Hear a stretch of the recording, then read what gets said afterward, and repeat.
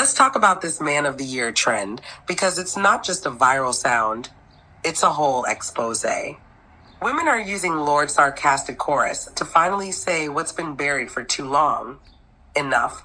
They're not just sharing stories, they're dropping receipts. The gaslighting texts, the manipulative voicemails, the emotional games men played thinking no one would ever know.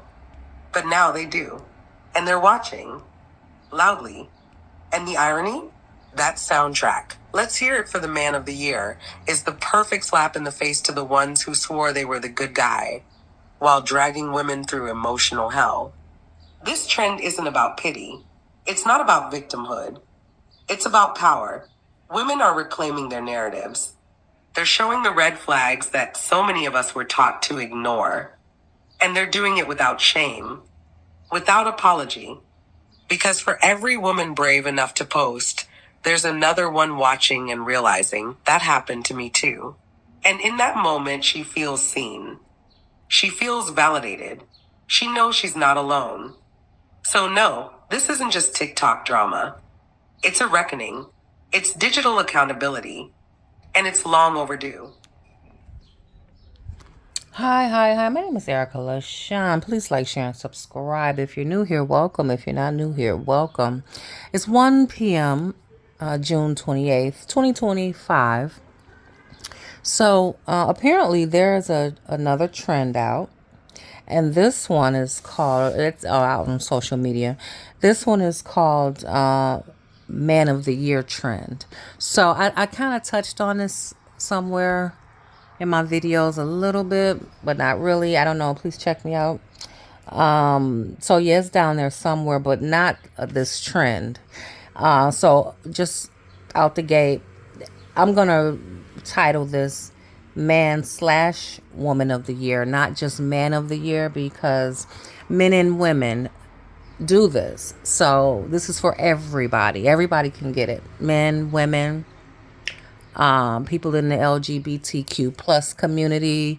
This is for everyone because it's going on, and people are sick of it. So when we talk about domestic violence and domestic abuse, there are a few forms of it: emotional abuse, verbal abuse, sexual abuse, financial abuse, psychological abuse, technological abuse. That's a new one because that's why I'm doing this video, because it's connected to posts and emails and texts and stuff like that. So technology is being used now as a form of abuse. And they also left out like religious abuse. Like some people use people's form of religion or who they choose to worship as a form of abuse. It's like, well, no, you can't go this Sunday, or no, you can't worship, worship me type of deal,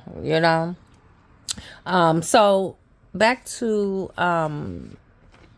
verbal and emotional abuse.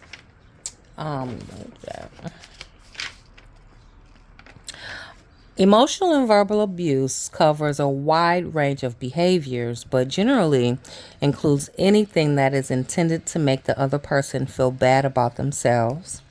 This might include belittling them or calling them names, gaslighting, criticism, or guilt trips, ignoring or mocking their feelings, withholding affection, and more. The more is more. But however, as far as this is man on man, woman on woman, man and woman, LGBTQ plus. And the thing is, a lot of men are victims because it goes unreported. It's very difficult for a man to reach out to law enforcement. It's hard to say, she keep hitting me. She keeps slapping me around. She throw things at me. She called me names, all this stuff. And they just deal with it. Women account for a little over half of the perpetrators. According to the CDC, 1 in 4 women and 1 in 7 men will experience physical violence by their intimate partner at some point during their lifetimes. About 1 in 3 women and nearly 1 in 6 men experience some form of sexual violence during their lifetimes.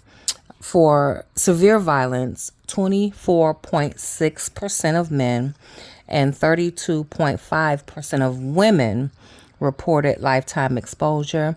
In the United States, in 2021, approximately 1,079 men were killed by their intimate partners, compared to approximately 1,690 women.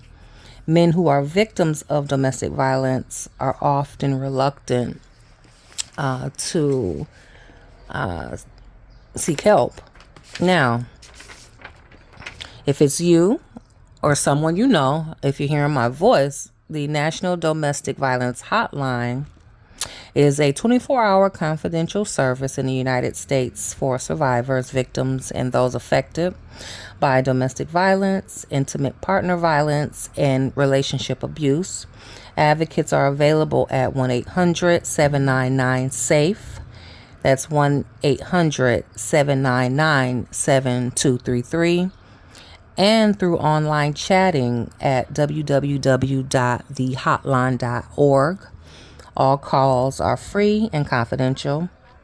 The National Domestic Violence Hotline was created through the Violence Against Women Act, and it offers a wide variety of options. They provide information on topics such as domestic violence, financial abuse, LGBTQ relationship abuse, domestic violence policy updates, advocate information, what to expect when calling the hotline, and life after abuse and domestic violence. The National Violence Abuse Hotline launched Love is Respect. That's also a website, a resource empowered for youth to prevent and end dating abuse and promote healthy dating relationships. Side note, I had a training at my job because this is a component that we see a lot in family, with families, children and families. It happens so much. It affects the children, and that's how we would get involved. I was a CPS worker for years. And it affects the children, and they come to school, okay, my mind. Yeah, so, okay. Yep. So, and I can identify with it personally, on a personal level. You know what I'm saying?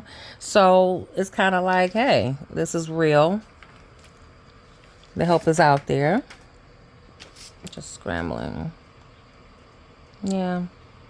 I'm going to hit on psychological abuse, often known as emotional abuse or mental abuse, is a form of abuse characterized by a person subjecting or exposing another person to a behavior that may result in psychological trauma, including anxiety, chronic depression, clinical depression, or post-traumatic stress disorder, amongst other psychological problems. It is often associated with situations of controlling behavior in abusive relationships and may include bullying, gaslighting, abuse in the workplace, amongst other behaviors that may cause an individual to feel unsafe. And yeah, let's not leave out the workplace. Some of y'all bosses is doing this to y'all. Yep, it's a form of control. They're not hitting you, but please, it happens on all different spectrums. But that's about it. I just want to touch on that really quickly. And that's it. My name is Erica LaShawn. Please like, share, and subscribe. Thanks. Bye.